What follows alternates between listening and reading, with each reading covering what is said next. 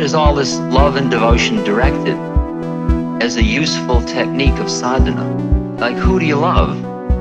You love your cat? You love yourself? What do you love of yourself? Love your guru? What part of your guru do you love? And what traditionally has been useful is either that one connects to the concept of a supreme, such as the Lord God, or Purushatma, or Ram, Krishna, or that you find some form on the physical plane that you can love through. You can use as a doorway through your love to go through it. And that is what the technique of Guru Kripa is about. Guru grace, Guru blessing, the method of the Guru. And that is my method.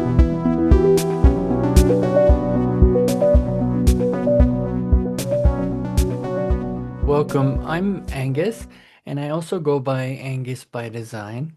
And I'm so glad that we have found this moment to be together. We're beginning a journey through Polishing the Mirror by Ram Dass and Rameshwar Das. We aren't here as teachers or students, helpers, or those needing help. We are here as peers on a path, practicing the only dance there is. We are fellow explorers. Our goal is simple: to quiet the mind and open the heart so we can be in deeper service, Seva, to one another and the world. So take a moment to settle. And if it feels right, close your eyes or let them rest gently on a single spot. Feel the weight of your body where you're sitting. This is our inner refuge. Bring your hand to your chest, to the spiritual heart.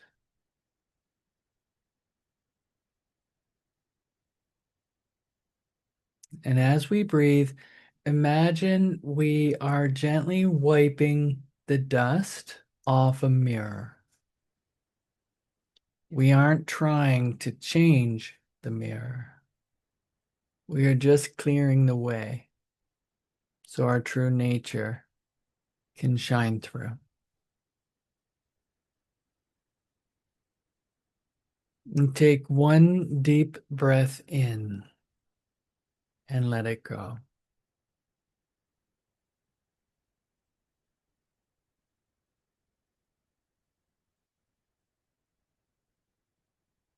We are here. We are together. Ram Ram, everyone.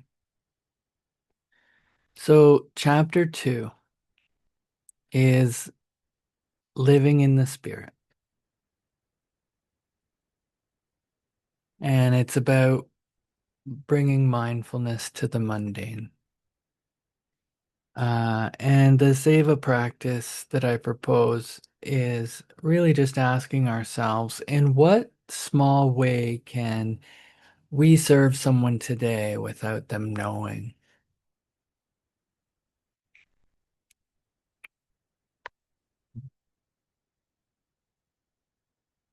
So this is a reading from Polishing the Mirror.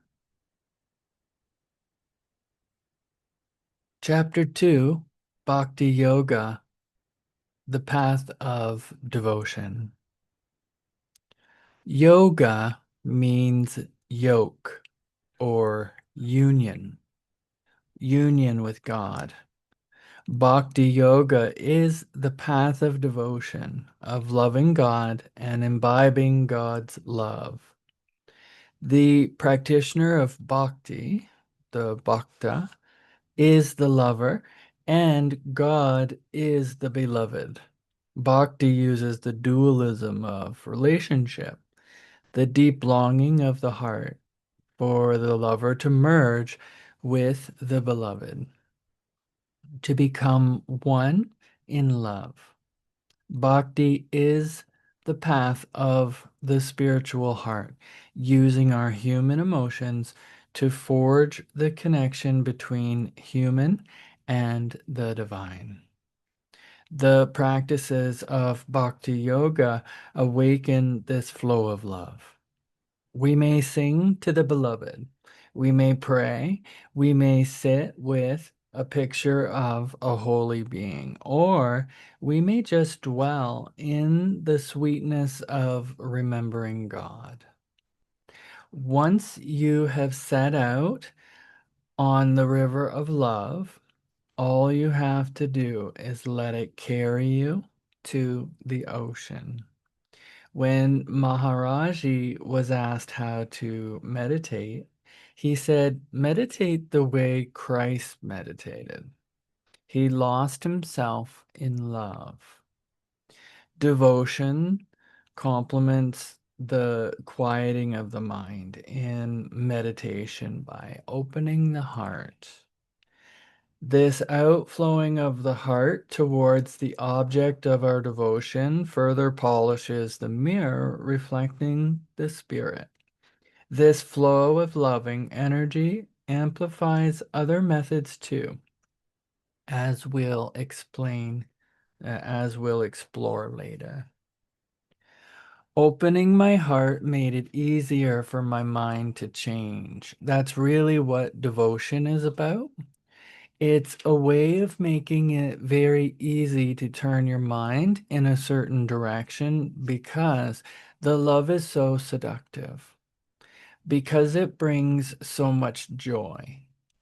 Ramakrishna said, Bhakti, love of God, is the essence of all spiritual discipline.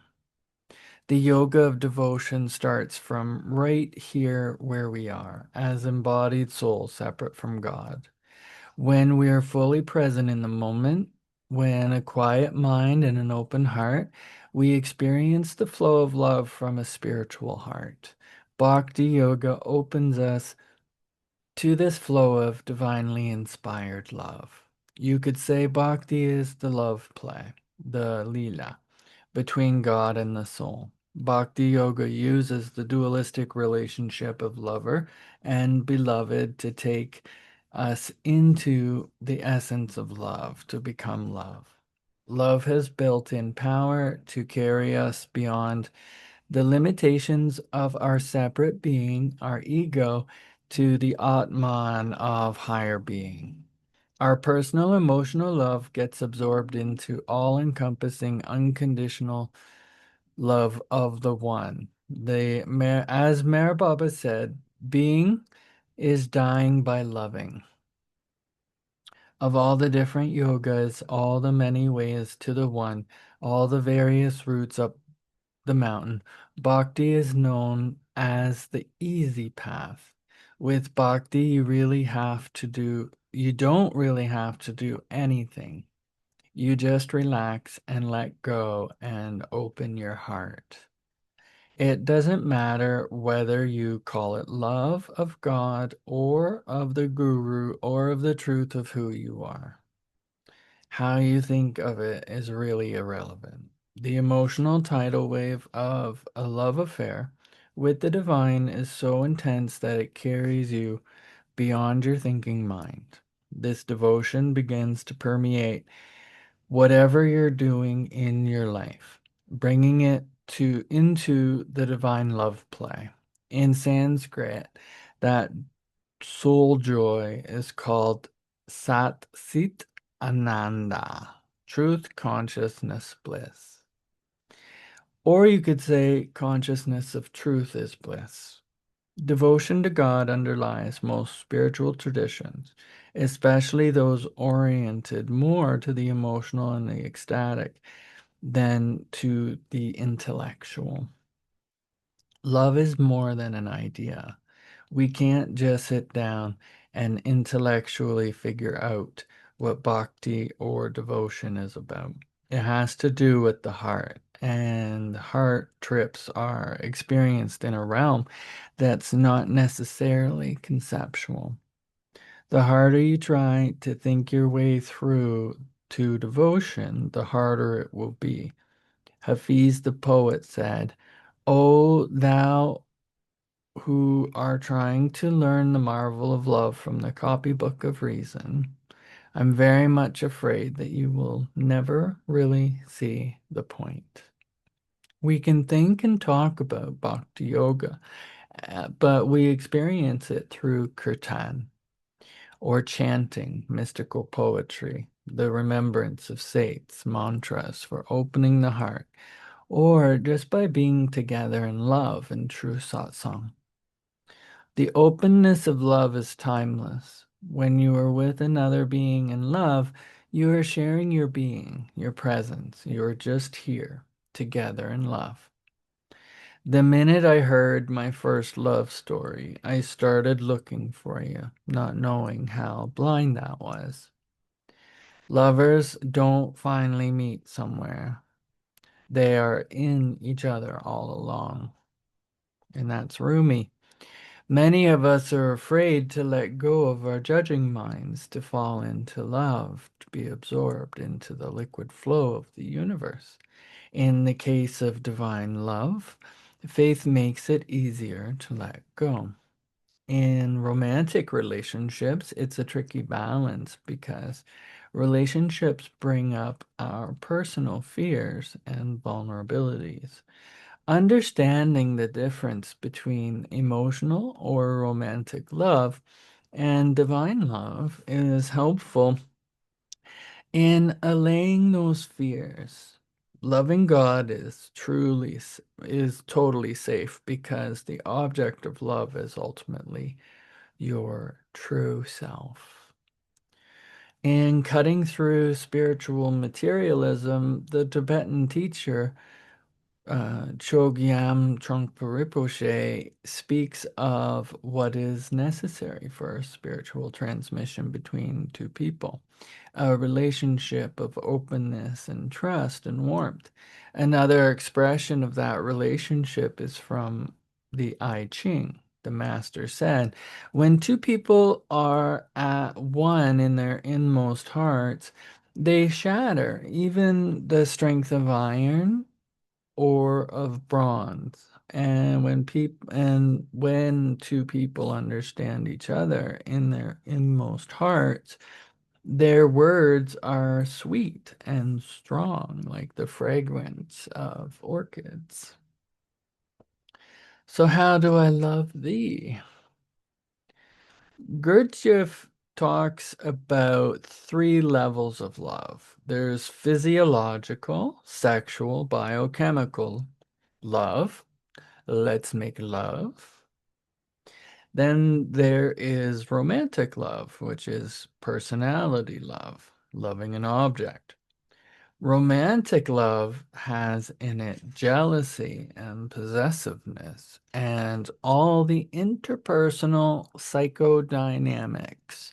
When you say I fell in love with so and so, what you're really saying is so and so turns me on to the place in me where I am the ocean of love.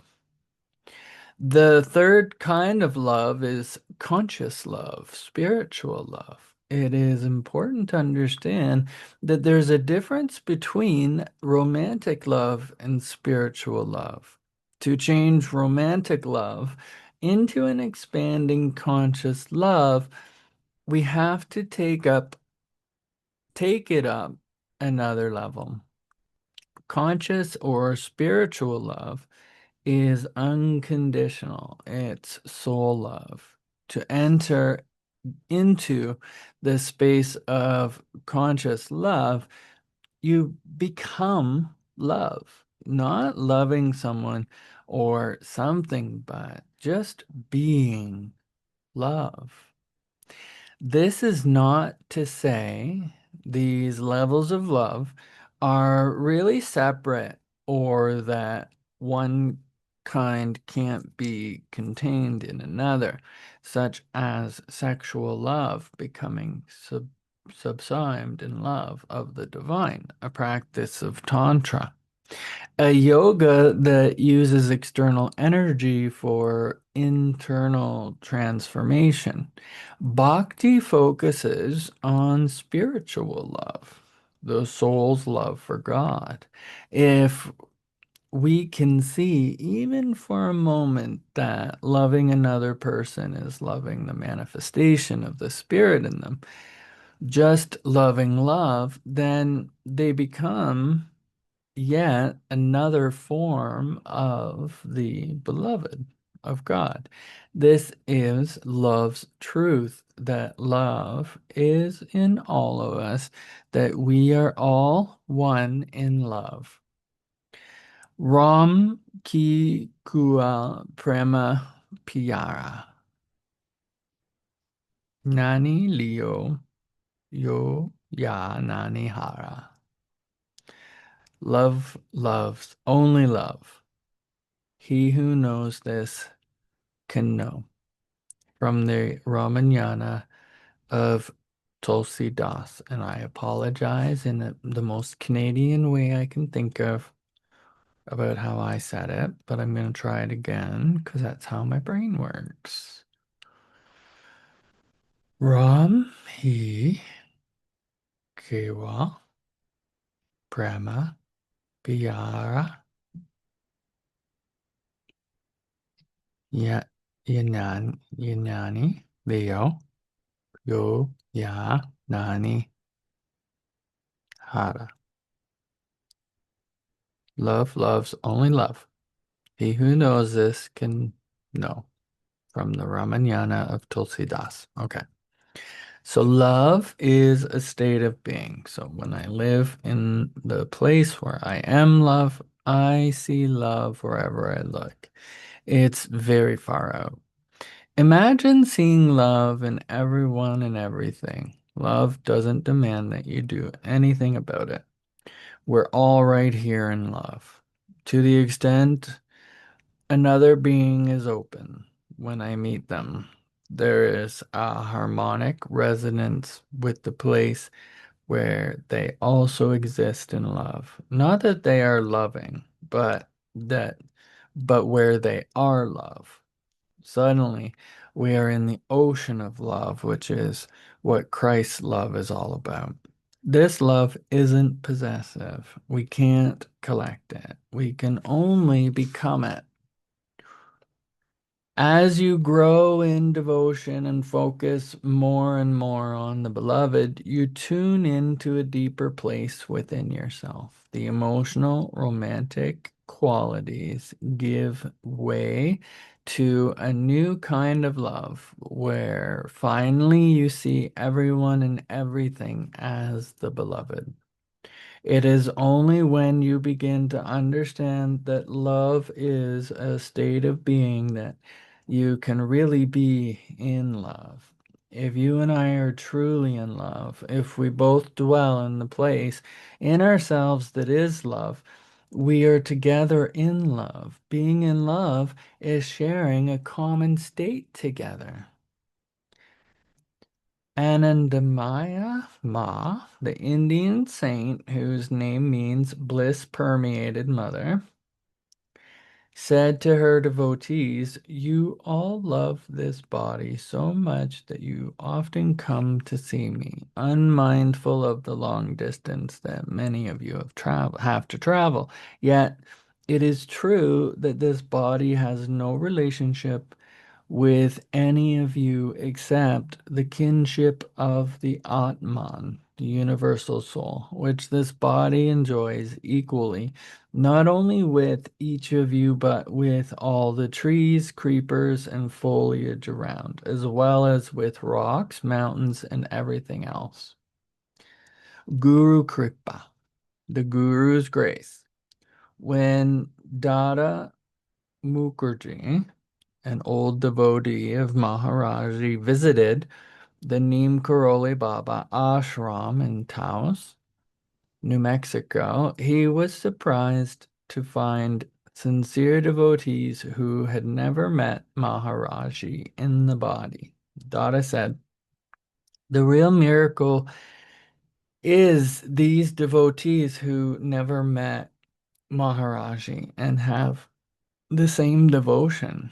They knew Maharaji primarily through the stories in Be Here Now and Miracle of Love. Many Westerners have realized that if you invite Maharaji into your heart, he will be with you. That quality of loving, trusting openness allows you to receive the transmission from another being. It was Maharaji's love and my opening to him that allowed his blessings to come through. The way bhakti works is you just love until you and the beloved become one. As each person opens and loves, the grace comes through. It just pours into you.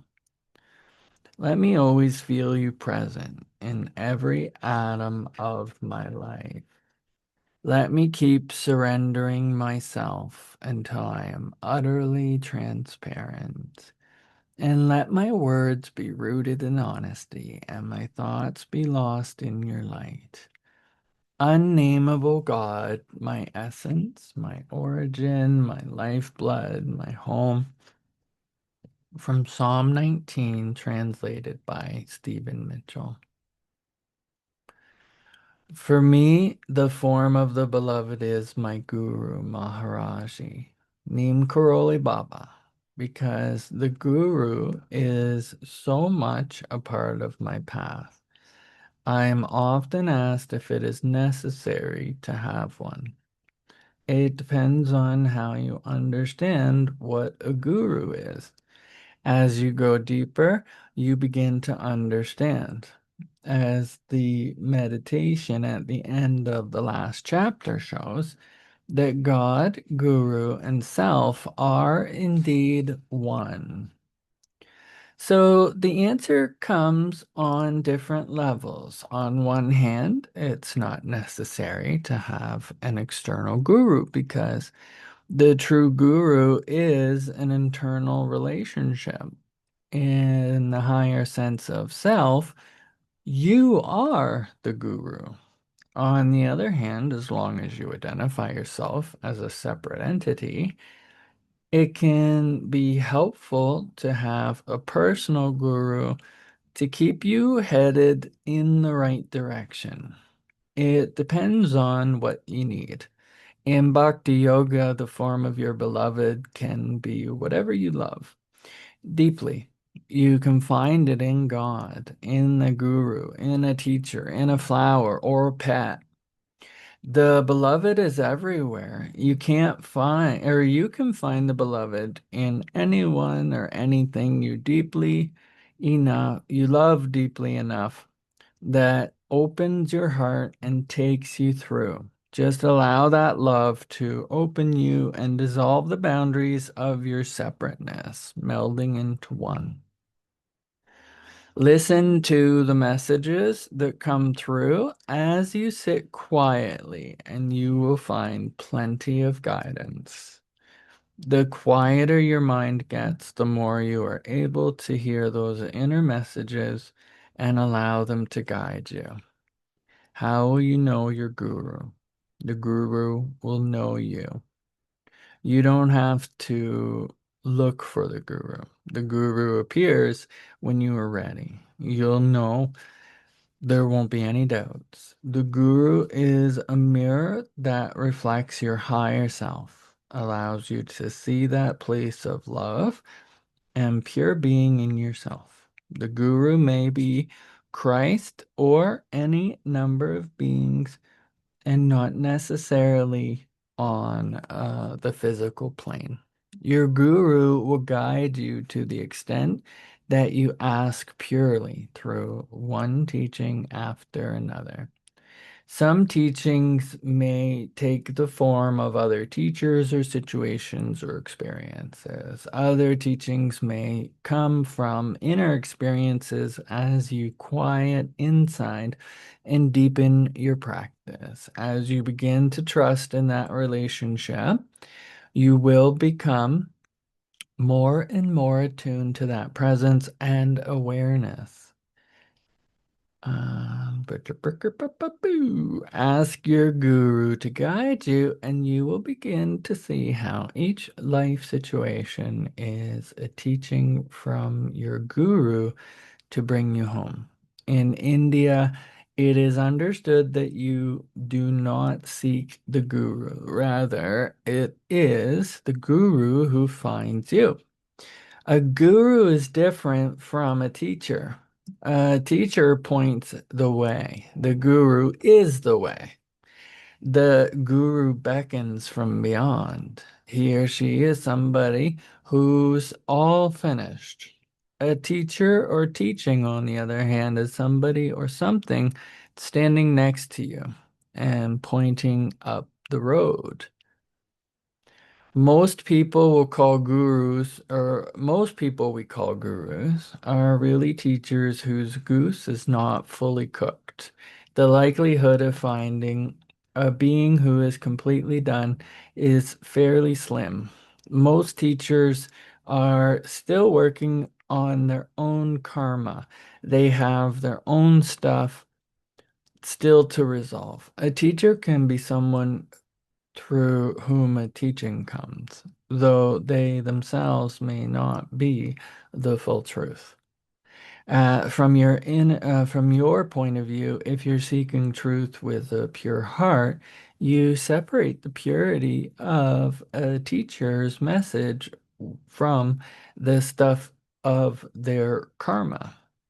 That discrimination develops as you listen to the guru inside your or inside to yourself. Then you take a teacher's truth and you work with it and use it to take you further on your path. The rest is their karma.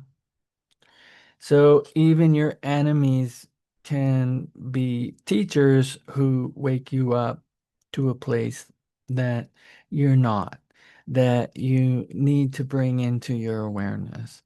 They help you get free of that place and get on with it.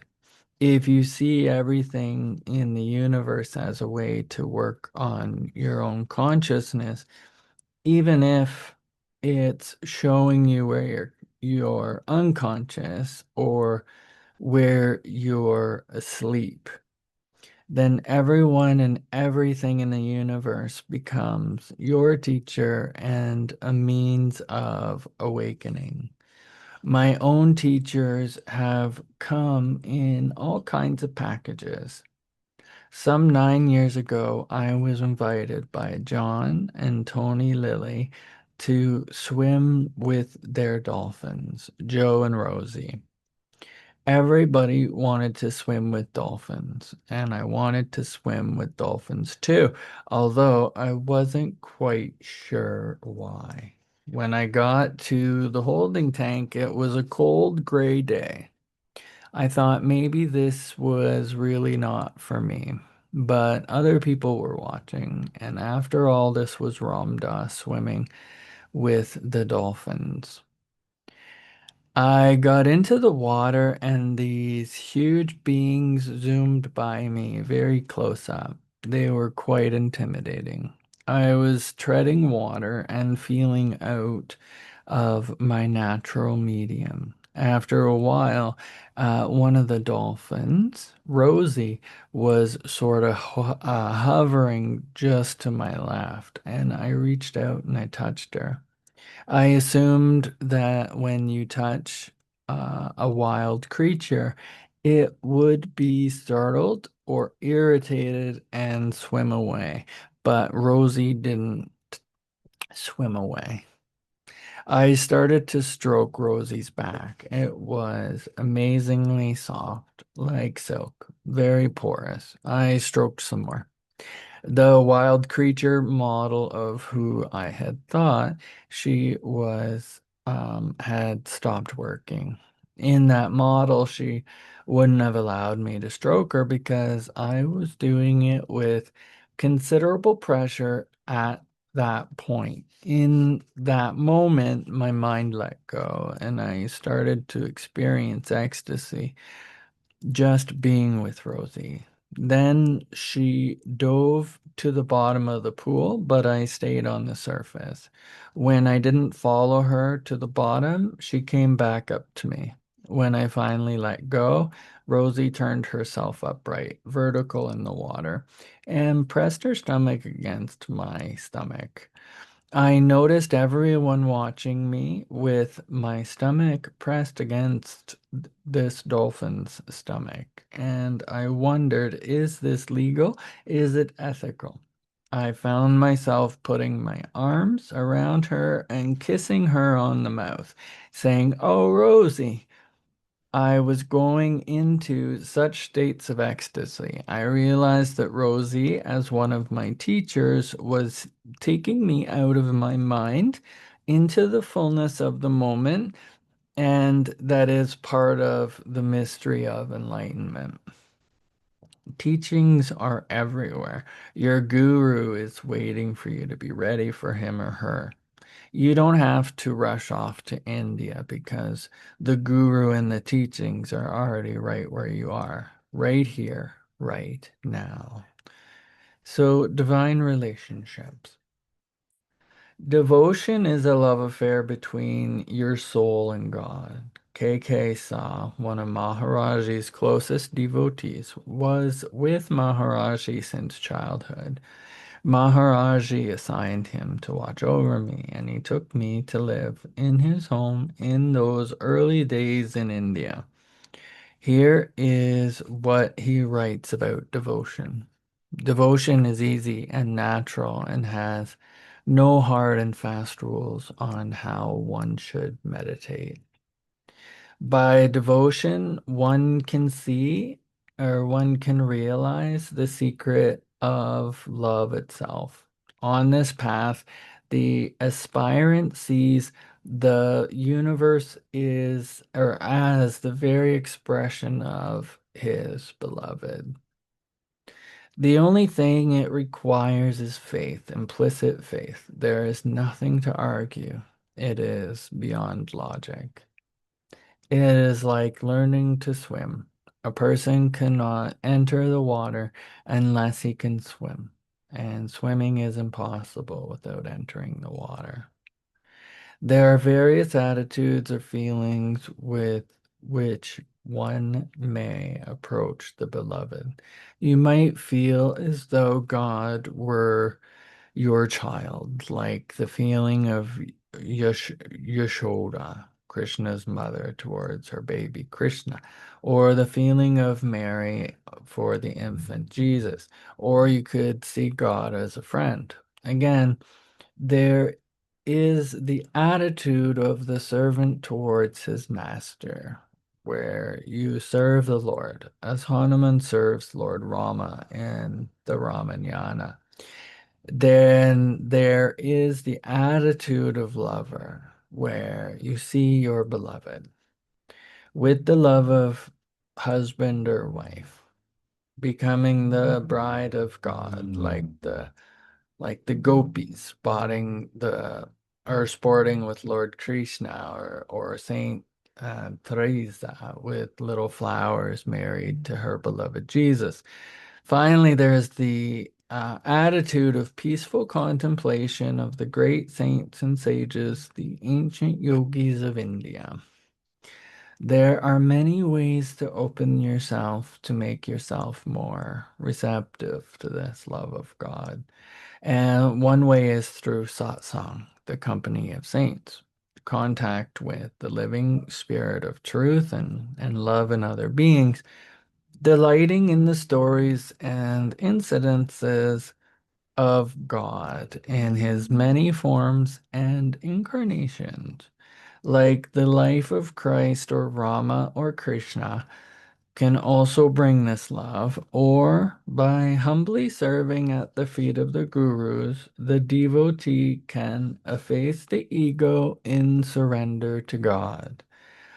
And constantly singing his name and his praises further centers the mind and heart on him. For the devotee, the mere repetition of the name of God brings his presence. Then with firm faith one crosses the ocean of desire in the boat of the name. What am I doing? Maharaji. The method of the guru is called Guru Kripta or Guru Kripa. Why do I say it that way? I'm going to try this again. Maharaji. The method of the guru is called Guru Kripa, which is the particular form of bhakti yoga that focuses on the guru and on the guru's blessing or grace. Kripa. Most of the time, I'm just hanging out with my guru, even though he's no longer in the body. The thoughts and remembrances of him come up 1,000 times a day. I may be sitting with someone and they turn into my guru over and over again. It's just hanging out with this incredible being of love, of consciousness, of presence. It's a way of opening myself to those qualities. It's a process of surrendering to that place of unconditional love. The essence of a relationship with a guru or spiritual teacher is love. The guru awakens incredible love in us and then uses that love to help us out of the illusion of duality. The relationship between the guru and the chela, devotee, was beautifully described by Ramana Maharshi. It's like an elephant waking up upon seeing a lion in a dream. Just as the appearance of the dream lion is enough to wake the elephant, so also is the glance of grace from the master enough to awaken the devotee from the sleep of ignorance to the knowledge of the real. In other words, the guru as a separate entity exists only within the illusion of separateness within that dream. As soon as the method of the guru has worked and it awakens you, it automatically self-destructs. The relationship between the guru and the chela has nothing to do with the intellect whatsoever. You may think you're surrendering, but there's really no choice involved in it. There is just deep karma unfolding so that you are drawn to the guru when the moment is right. And at first, all I wanted to do was be with my guru, look at his look at his form and touch his feet. After a while, the love grew different, no less intense, but less to do with the form until I was very fulfilled just being at a distance from him. And as time went on, or just kept growing deeper and deeper, and I didn't care if I was with his form all at all anymore. And I went deeper still. It wasn't about a man in India anymore. It was the essence of guruness. I began to experience it in myself instead of in relation to him as an external being. The whole dynamic of the relationship was changing as I was deepening, and my heart was opening, and my surrender was increasing. I've said half jokingly that I worshipped all his forms until I realized that his form was just the doorpost and that I was just worshiping doorposts, and I looked through the doorway. Each surrender led me further in. It was a method that took me right back into myself and beyond the form. The guru constantly reflects back that part of us which is beyond form. That process also illuminates the dust on our own mirror, the impurities and imperfections of our individuality that keep us from becoming one, from living fully in that place of pure being and unconditional love. Sometimes for a moment the guru will blow it away to give us a glimpse. I remember standing in the front yard of a humble house in a village in the hills when Maharaji arrived unexpectedly. I was told to remain outside, so I had the opportunity to watch other people arriving. They seemed to appear almost out of nowhere, coming from all directions. Women were running, wiping floors from their hands on their aprons, carrying their half-dressed babies. The men had left their shops unattended. People were pulling flowers from the trees as they came in, so they would have something to offer. They came with a feeling of expectation, with such joy and reverence that could not be mistaken. I watched newcomers arrive, some skeptical with questions. I saw their hearts gently open and this soft flower-like quality emerge under the tender of the master gardener. Maharaji touched each person's heart in a way special to that individual. Everyone's experience with him was different. That's why you can't explain what it was like to be with him. Everyone had their own heart connection. How do you describe a being like Maharaji? It's like trying to describe the sweetness of a fruit or the fragrance of a rose.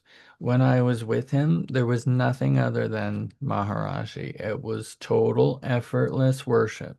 Krishna Das remembers we would come up against our fears and our stuff, and then he'd just kill it with love. Maharaji would look back at you and giggle, and you would forget your stuff. He was like a magnet of love, attracting us all, and that love was his real teaching. For some devotees, what stands out is the precious intimacy that comes from experiencing another being within that same space that your own being occupies, like the whisper of a lover who knows your innermost heart. When you are in the presence of unconditional love, you are in the optimum environment for your heart to open. The moment your heart opens, you are once again letting in the flow, and that flow is where you experience God. That is the experience of being with Maharaji. Perhaps your experience with your beloved is like that too. Mayor Baba, in Life at Its Best, said devotees should keep their love for their guru alive and aglow by making him their constant companion in all their thoughts, words, and actions while carrying on their responsibilities, commitments, and other apparently necessary things of this world. The feeling of devotion. I will set you on my breath, so you will become my life. Rumi. Swami Muktananda, in his Guru Kripa sadhana, used to meditate intensely on his guru, Nityananda. He would visualize bringing him into his own body until he himself became Nityananda. So intoxicated did he become in his devotion to his guru that there were times when he didn't know if he was Muktananda or Nityananda. A sense of that feeling of devotion comes from the first century Odes of Solomon. My heart was split, and a flower appeared, and grace sprang up, and it bore fruit for my God. You split me, tore my heart open, filled me with love. You poured your spirit into me. I knew you as I know myself. My eyes are radiant with your spirit. My nostrils fill with your fragrance. My ears delight in your music, and my face is covered with your dew. Blessed are the men and women who are planted on your earth in your garden, who grow as your trees and flowers grow, who transform their darkness to light. Their roots plunge into darkness, their faces turn towards the light. There is infinite space in your gardens. All men, all women are welcomed here, and all they need to do is enter. So Hanuman, devoted servant of Ram. The Indian epic of Ramayana is the saga of God, taking physical form as a warrior prince to guide humanity and strengthen our faith. It's a story of grace. The legend is that it was first written down in Sanskrit over 2,000 years ago by the poet sage Valmiki. A vernacular Hindi version of Tulsidas is recited and performed in Hindu homes and temples and at annual festivals. It's like the Bible of North India. You can read the Ramayana on many levels as an actual historic event or a romantic tale of the battle between good and evil. You can also hear the characters as symbolic archetypes of sacred and secular forces, the soul and the ego, the truth of Dharma and the illusion of desire, all of which vie within each of us. It is a multi-level work of living spirit that stirs our impulses towards divinity.